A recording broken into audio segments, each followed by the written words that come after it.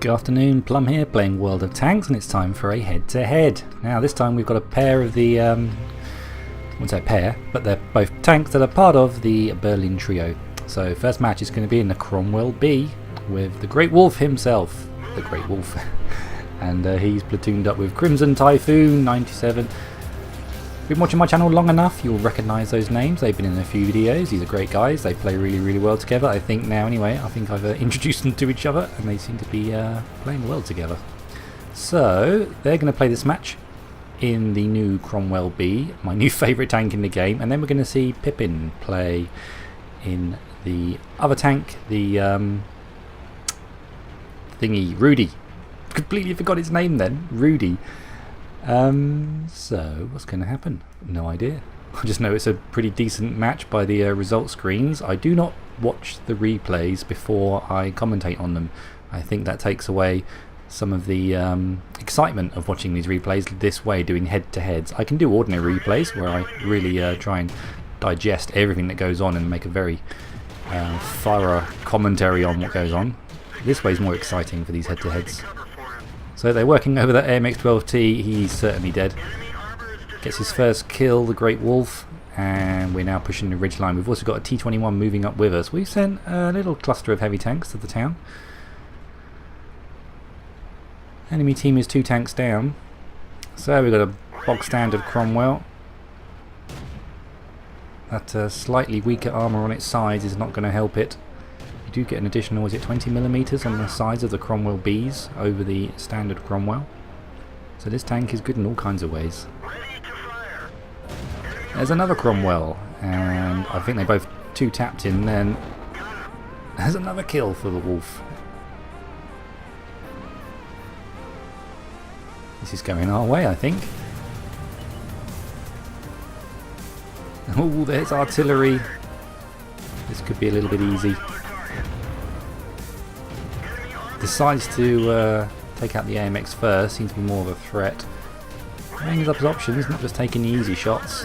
For some reason on the replay the aiming circle is not pointing exactly where the gun was pointing during the live match. They've got to get their axe sorted out for gaming. It's been a tendency of late in most recent replays that the reticule's not been sitting where it was during the match. So they're sticking together. 3 kills to Wolf, and Grimson's still waiting to pick up a kill, but this game was sent to me first by Great Wolf, so I'm going to watch his replay of it. He does get the more kills. I think probably has a slightly more exciting match from a viewer's point of view. Decides to go start working over this AT-15. Going to have to go around its sides. They're sticking together. IS-6. 2 Cromwells. Come on, finish him off. Surprisingly tough tanks when they can keep manoeuvring. The IS-6 is getting a little bit in the way of some of our tanks. Crimson manages to finish off that guy, the AT-15. Now we are winning this pretty convincingly. Doesn't mean it's going to be a tight finish though. My tea should be at the right temperature, hang on. Almost there. So now we've got these guys surrounded. These guys are just in a whole world of hurt now. They've got tanks on both their flanks, these enemy tanks. This is not good for them. It's good for us. Not so good for them. It looks like we've lost the town. Only our IS remaining and a KV-85 back at the base. But when you're in Cromwell Bs, you don't have to worry so much about what's going on the other side of the map, because you can get over the other side of the map so quickly. So these guys are now going round the clock face on the M6, managed to get another kill to the Wolf. Super Pershing, you need to get around his flanks. That frontal armour is going to be a bit trollish for the Cromwell Bs to get damage. You're going to want to hit weak spots. So he's going to try and keep himself angled as best he can, but he's got tanks on both sides now. Come on, rate of fire, rate of fire, rate of fire. You're doing pretty well here, the Super Pershing, to stay alive that long, frankly. 5 kills to Wolf and 1 to Crimson.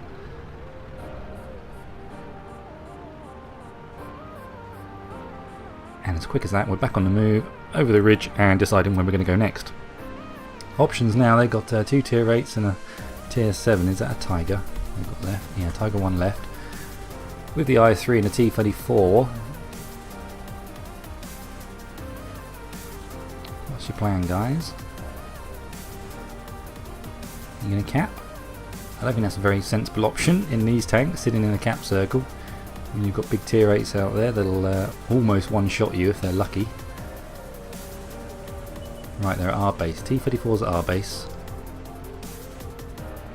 There is time to go and get him. The trouble with these two bases is they're in quite open areas, and even approaching that T-34 would be a little bit tricky. He's found the Tiger 1. Tiger 1's got no hope in able to turn quickly enough. In comes Crimson round the other side. Are they going to take any damage at all? Go on, reverse, reverse. Crimson's safe, and the Wolf is going to now get 2 more shots in. 1 more shot, and we get 6 kills. We've got Top Gun. Well, they absolutely owned that Tiger 1. I don't think they took any damage taking him out. So we can leave behind the Super Pershing to take care of the cap, and we can go back ourselves an IS-3 hopefully. Wolf is asking not to cap, so maybe the Super Pershing will pull out at the last moment. Where's that IS-3? Very strong tank. Looks like a very good player judging by the colour of him. Yep. A very competent player in this IS-3, much better than me. Well, there he is. He's managed to pull back into the town, maybe to give himself options. If he's out in the open, he would get flanked. Don't take a hit from an IS-3. Oh, we're only on 67 hit points now. How quickly can that IS-3 reload? How quickly can he move, frankly? Oh, oh, oh, oh, oh. The IS-3. They are deceptively quick, those IS-3s. Unable to keep his distance. Crimson comes flying in, and he's going to get the kill shot, and Crimson gets revenge, and it's all over. That was a good game for those guys. They got about the map really well, and we'll see how they compare to the next match, which is going to be Pippin's game. So this is Pippin in his T-34. This is the tank that you can purchase at the moment, along with the Cromwell B, and this one's famous in Poland for being a TV show. And you get a dog who operates the radio, so that's pretty cool. Let's see what he can do in his match and compare it to the Wolves game, and see if we can't pick a winner. So we're going to go push over towards the east of the map. Our ELC is pushing up fast and hard, going for that early spotting position. If he's able to get there and not get spotted, he can do an awful lot of good for our team. So we're cresting this ridge line. We don't want to show too much, just our turret. Got a Chaffee pushing around our right flank along with another Rudy. I want to hear the dog bark. Haven't heard him yet. This is probably because we don't have 6th Sense yet. When you get 6th Sense on this tank, and when you get spotted, your dog will bark. It's very cool. We're taking a pounding from the Cromwell over there up on the hillside. Can we do some more damage to Mr. Cromwell? He's probably going to try and shoot at us again. Didn't even scratch him. That's unfortunate. You'd hope to get the damage on a Cromwell done. 200 damage done. We've now got tanks moving in behind our position, but we have got friendly tanks behind us. We should be relatively safe. I said that, but I could suddenly see that the Chaffee was looking directly at us. We get a nice snapshot on the Chaffee. Take that guy out. Still got tanks in front of us. Our KV-85 could do with pushing up a bit, try and give us some more heavy support.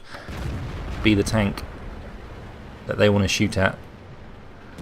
If all things were perfect, that's what would be happening. Okay, Pippin's pulling back a little bit now. Taking a snapshot. Doesn't quite come off. Ouch. Love to hear a bounce shot. We've lost our KV-85. That's not good. They got some big tanks over there. It looks like most of the heavies on their team have decided to come over here instead of where they maybe should have gone over towards the west. It all depends on your point of view. Shake things up a bit, send your team places they shouldn't go. Makes for an interesting match.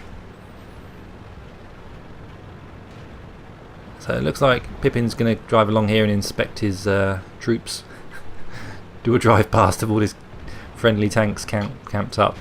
He's on the map, he's pinging the team to say, be aware, we have lost that flank.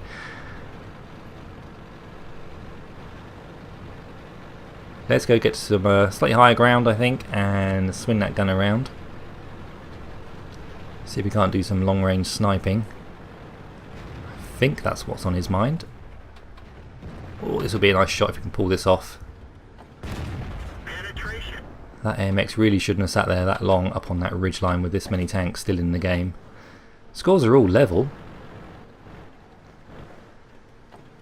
Definitely made the right choice in creeping back off that front line when they were being hit and surrounded by enemy tanks. I think maybe he looked at the minimap, could see what I was seeing. We only had one heavy tank there, and they had a lot of heavy tanks. Or the AMX M4's pushing up, we can get some hurt on him. He wants to shoot at the Saint Emil.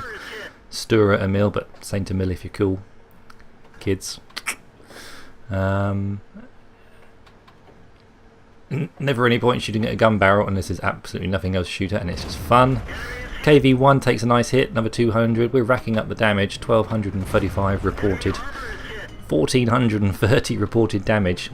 Now our guys are moving in on the west.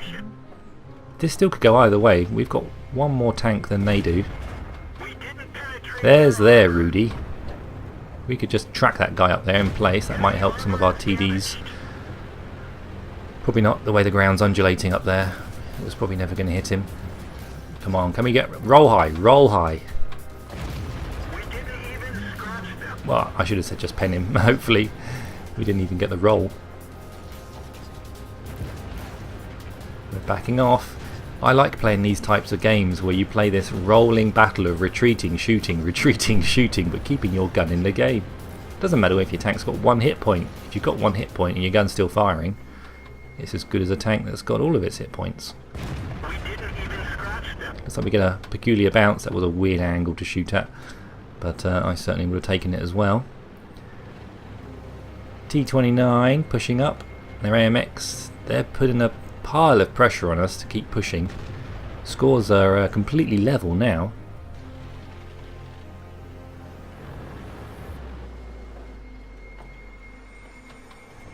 Ooh, can we get a shot over there towards the cheeky ELC that's probably been camped in that bush the entire match? I know he hasn't been, but when you see a tank there you think he probably has been. Right, let's try and get some shots on these guys. They're out in the open. We can just show our turret. Makes it a tricky shot for them. Oh, yeah, that's a better shot. Much better shot to take. Good prioritisation then by Pippin to take out the weak tank. Like I say, a gun is a gun. So we've got a hull down T29. That's a problem. Pippin's asking for the cap in the chat, and it's probably a good idea. You've got to try and make them do something rather than just sit still, hoping just to fight. He's got a lot of health, that T29. Don't think he knows we're here. He knows we're here now. The ELC is going back to their base to try and decap. He's done it once. Our E25 is here, and now maybe we can take out this T29. Rate of fire of an E25. If Pippin would... that AMX... I thought the AMX might head back towards their base. He's nearly a one-shot. Yeah, this is tricky.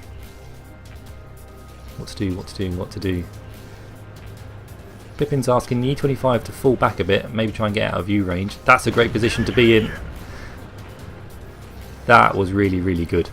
Gave himself a nice clean shot at the AMX while keeping in cover from the T29. AMX was focused on the E25, the last tank spotted. You can always expect that from a enemy player. They see one of your tanks, but they don't see you. They're going to be pointing their barrel at the last enemy tank they spotted. So we've lost our Tiger. Their ELC's done a good job. Good player, their ELC, looking at his purpleness on the team listings up there. We are relocating. Good stuff. That was well worth pausing to take that shot. If you kept travelling up there, you'd have probably missed the shot and he'd have got damage on you. He'd have probably killed you. So that was well played. Get away from that T-29. He cannot engage his T-29 in a fair fight because he'd lose. So he's got to play smart. Wait for the backup to arrive, and backup is coming. Where is that cheeky ELC? Our team is not in the best of health, let's be honest. There's a T-29. He's still hunting for him. I don't think he knows where he is. This is great, we can get a shot in the back of his turret. Goes to the centre of the tank. Gets that shot. Where is the T-29 looking? It's like he doesn't know where they are, even though he's being shot at. One more, please. Come on, roll high. Roll really high. He's 160. Can the E25 do it? Where is their ELC? You think the speed of that thing, he'd be back here by now, assisting his T-29, who has now just died. 3 kills to Pippin. Played a really, really good match here. Just rolling with the battlefront, keeping his tank in cover. Right, now they've got to stick together to take out this ELC. Just going to take control of the camera for a second. Hang on. That button. T-34 is a one-shot. E25 is possibly a one-shot for the ELC if he hits him cleanly. And obviously, we're a one-shot, so the ELC has got it all to play for. Switch back to Pippin's control.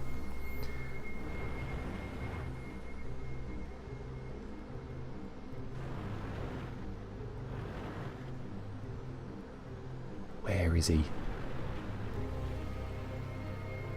I find it quite unusual that he didn't come back while his T-29 was being engaged. We were all so focused on the T-29, he could have probably taken out a couple of us. Has his game crashed or something? Is he AFK? Pippin's deciding to keep the base covered. Yeah, I'm checking, holding down Alt up here, and you look up at the top of the screen, you can see that the ELC has got 202 hit points left. So he is a one-shot for us as well.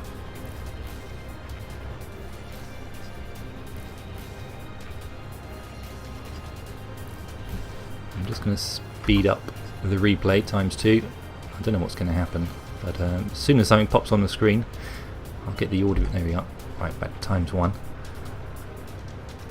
He's been laying up in wait, and he's dead. Very straightforward end to the match.